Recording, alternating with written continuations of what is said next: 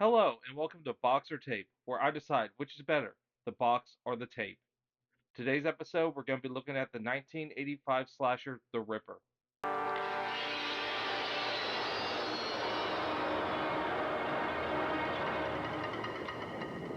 This tape is brought to us by Congress Video Group.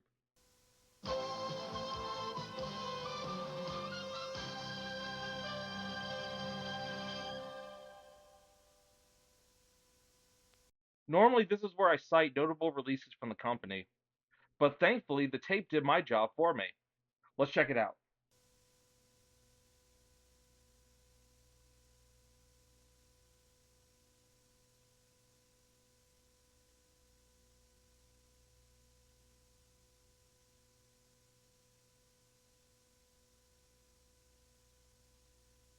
Now, with all that being said, let's take a look. Alright, let's see what we got here. Yellow eyes, yellow eyes. Just like the kid in Christmas Story. The Ripper. What is he ripping? What is he ripping off?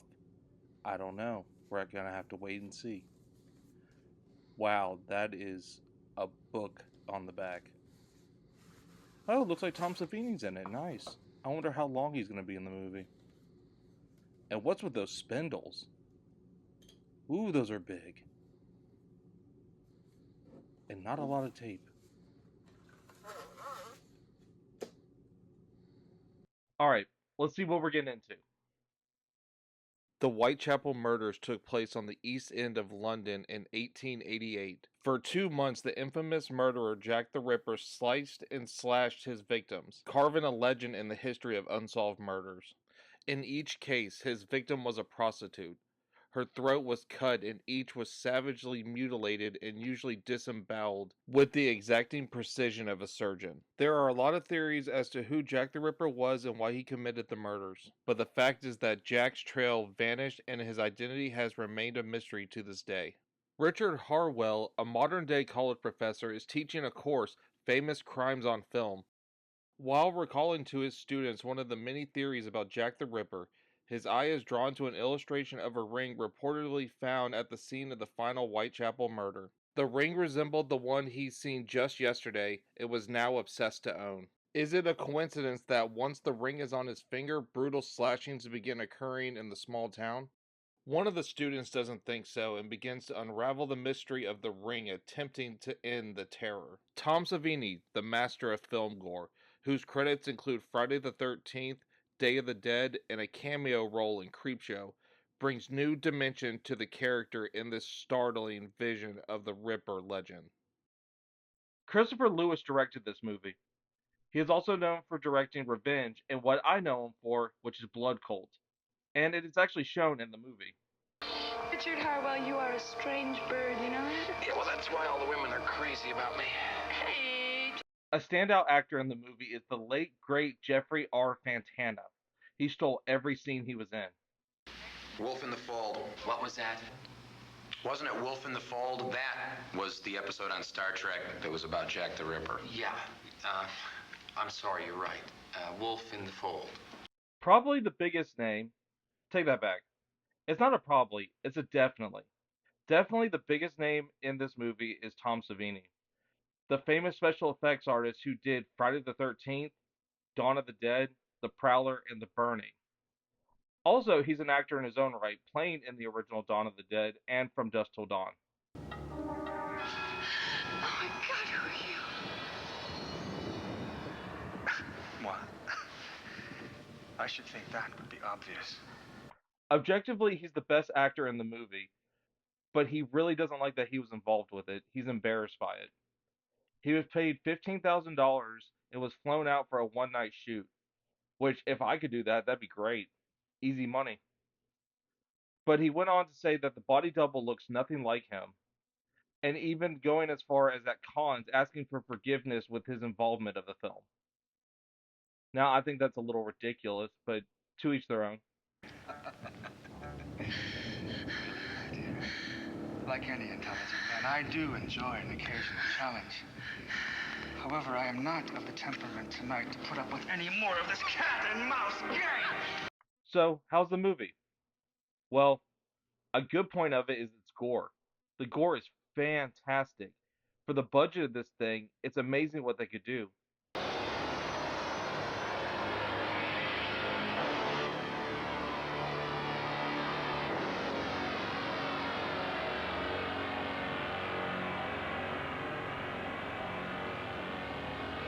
I like the plot being that the ring turns somebody into the Ripper, which happens to be our lead character.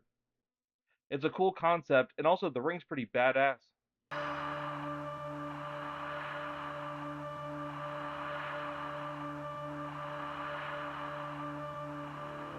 For the production, the acting's really not that bad, and the characters are actually written to be very likable. Did you see House of Wax last night? Last night? I thought it was tonight. No, last night. Damn it, I wanted to tape it. Well, you can still catch Conqueror Worm tonight. Wait. Theater of Blood is on tonight. No. Theater of Blood's tomorrow night. Conqueror Worm's tonight. House of Wax was last night. My biggest problem with the movie is the runtime. With it being an hour and 41 minutes, with probably a good 15 minutes of padding, it's ridiculous. This could have been a short, sweet slasher movie that was under 90 minutes and would have hit so much harder. It just drug out at times, like a dance routine scene, characters fixing their cars, like getting water out of the fridge, like just stuff that didn't need to be shown or filmed. And from the director's previous movie, I don't remember any of that stuff. I think it could have really used a re-edit and take a lot of that stuff out, and it would have been paced a lot better, in my opinion.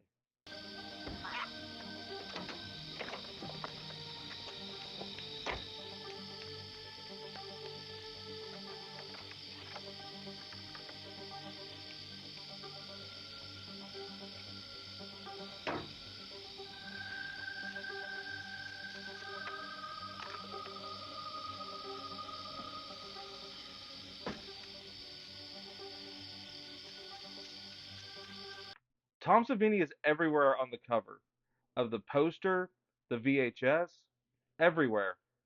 But really, he only has like 3 minutes of screen time. So if you're watching it for that, you're going to be very disappointed. I think he had more screen time in the original Dawn of the Dead than he does this movie. Though I'm sure there are many people that believe that I kill for mere pleasure. I assure you, that's not the case. So would I recommend this movie? Not really. Even though the plot is good, the gore is great, the acting's really not terrible, and again, it's likable characters. It's just the execution is lacking. Very lacking. And again, the scummy way of trying to sell your movie by saying Tom Savini's in it, making him look like the main character, is a real turnoff for me. I'll just stick to the director's previous movie, Blood Cult. This thing is good. Look at this. I got some friends in this one. I know. That guy right there, they call him Potato Head. So which is better, the box or the tape?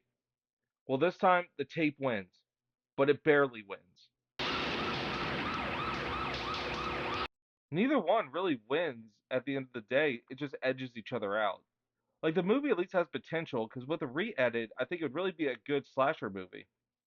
But the box cover just not really lies to you, it just gives you something that you you don't receive. Like, look at it. The whole front of it is Tom Savini. That's Tom Savini's face right there with the contacts.